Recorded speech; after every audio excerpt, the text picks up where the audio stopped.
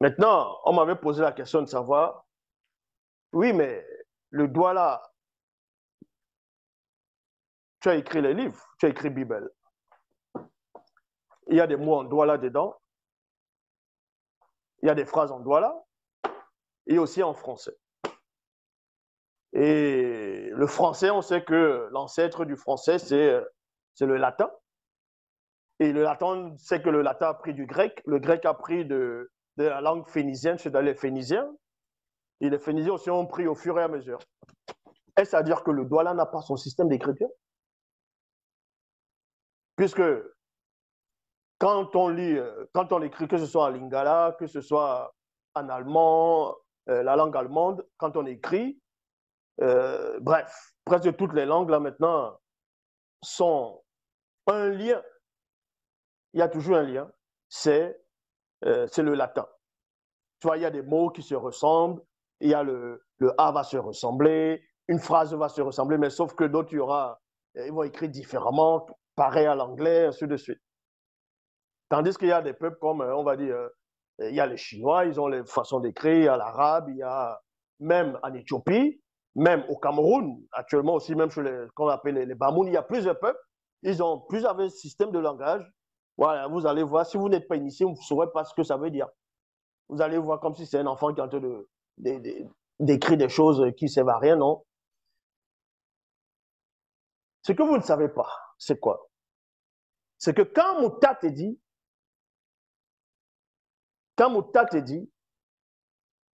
avant Mouta te dit, on vous dit ici, quand Moudima Bekor qui se dit a fracassé la face du continent en petits blocs, voici ce qui va se passer. Et on vous dit maintenant, de la langue Douala, qui est le Douala, qui est la langue originelle plutôt, Mouta te dit estirpa. Estirper, ça veut dire quoi? Ça veut dire enlever. On va dire, voici la langue du début, le Douala. Ça, c'est la base. Maintenant, on va estirper un fragment. Le fragment, ça va représenter quelques lettres. Quelques lettres qu'on va prendre dans le Douala ancien du début. On va prendre quelques lettres afin de manifester d'autres langues. Et en manifestant ces langues-là, ça va être le début de ce qu'ils vont appeler l'alphabet, les lettres, ainsi de suite, de différentes formes d'écriture après. Puisque l'origine donne naissance, c'est-à-dire la langue Douala va donner naissance à ces langues-là. Mais il est logique, je dis bien, il est logique que le Douala qu'on utilise actuellement, c'est-à-dire les lettres qu'on va utiliser maintenant en Douala, dans la langue Douala, puissent les lettres ressembler au français, puissent ressembler à l'anglais, à l'allemand, ainsi de suite.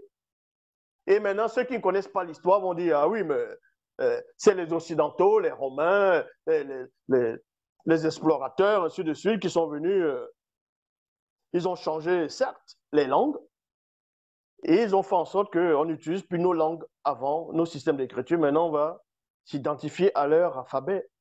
Et c'est à partir de là que l'homme va perdre, en tout cas l'homme noir va perdre les vrais noms, entre guillemets, de leur divinité, l'essence même du nom. Non, je dis non. Pourquoi?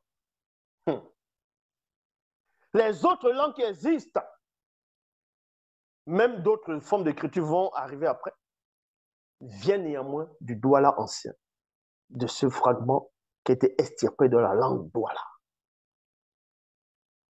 Est-ce que vous comprenez? C'est pour cela qu'il n'y a que celui qui est en face de vous qui est apte à traduire avec exactitude de la langue Douala de la haute fréquence, même d'au-delà de la haute fréquence, est venu écrire ça en français. Parce qu'il y a un lien. Parce que les autres langues viennent de là. Que ce soit ce que les Égyptiens vont écrire, donc je le répète encore, la toute première langue qui a existé dans l'histoire de l'humanité, c'est la langue Douala et c'est la première écriture. Donc, que ça ressemble maintenant avec, par rapport à la grammaire ou l'alphabet, que ça puisse ressembler au français, les mots en Europe, ça, ça c'est votre problème.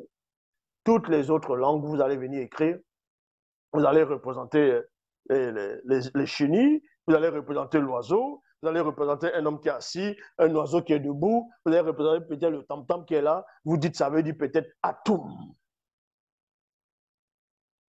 le dieu égyptien. Ça, c'est une fausse écriture. On va expliquer ces choses-là.